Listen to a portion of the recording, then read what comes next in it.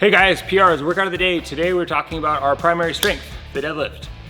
This week we are going to be going through 5 sets of 4, working between 84 to 88%.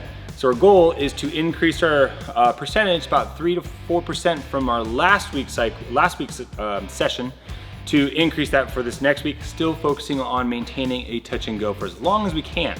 Now, as far as long as we can, to repeat that bracing setup, set the shoulders, butt, ribs, trunk, breath, send those hips back to grab.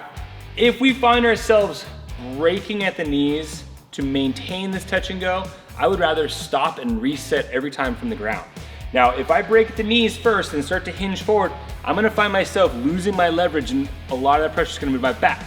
What I want is to have my hips as the first joint, the first movement where I want the first movement to happen.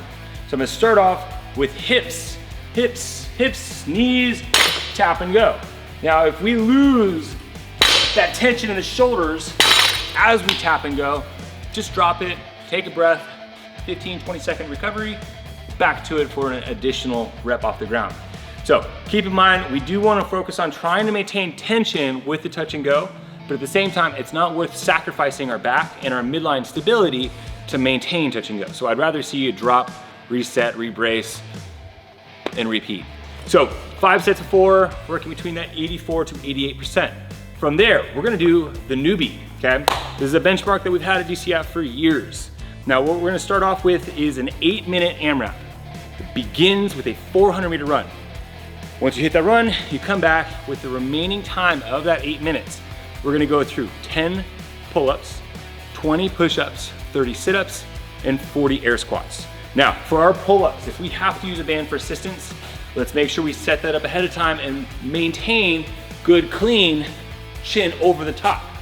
Now, if we start finding ourselves falling short, take a second, regain your composure, and maintain that standard. As this is a benchmark, we want to maintain some consistency through it.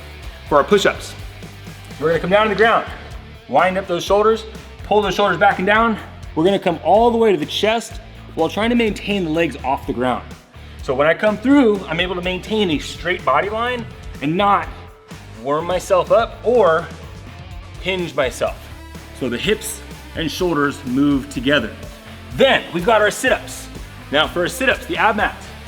We want to set up the ab mat, the high end closer to our hips. We're not sitting on the mat, we're sitting just in front of it. So that way we can get that lumbar curvature. So we're gonna lay back, touch the hands and shoulders to the ground, throw those hands to where the shoulder passes over the top of the hips. 40 reps there, then the air squats. So the air squats, hip crease below parallel, full extension at the top. Let's try to watch out for hips and definitely no hands on the thighs. So once we finish that 40 air squats, we're gonna repeat the 10, 20, 30, 40 for as long as we can until that 8 minutes is up. Now the way we're gonna score this workout is we're timing the 400-meter run. How long does it take you to complete 400 meters? Then B, total rounds and reps completed after that. Have fun, guys.